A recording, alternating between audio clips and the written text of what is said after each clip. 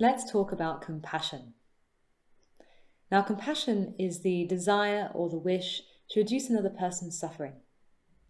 As you can imagine, it requires a high level of empathy, social, and emotional intelligence. The benefit of developing compassion is that it can increase the connection between ourselves and other people, which is a driver for collaboration. Of course, it's also important to develop compassion so that we can know how to best support other people as well.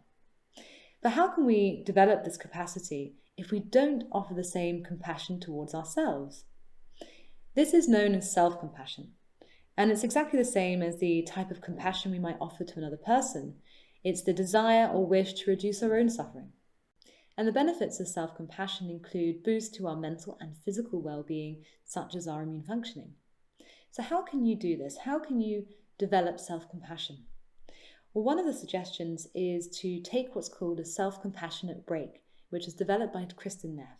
And it's a 3-step process, and each of these steps are important in order to reap the rewards of self-compassion. Step 1 is to develop or tap into our mindfulness, our self-awareness of what's going on for us in that moment. And one of the best things that we can do is step into our bodies and check out what the signatures of stress are there.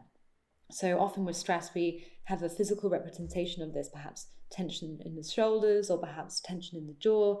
It's different for all of us. So it's important to know more often how stress shows up for you and see if we can better identify that. So step 1, what's going on for me right now? This is stress. And you may have noticed that I've placed a hand on the body. This is also a technique that's developed by Kristen Neff to actually promote the benefits of self-compassion as well. Of course, it's optional. Step 2 is to connect to other people. The fact that stress is something we all experience. It's a part of our common humanity. So you can say to yourself, okay, other people feel this too. And then the third step is a connection to our kindness. What do I need right now? Maybe it's something that you need to hear, like, I can do this, or everything will be okay.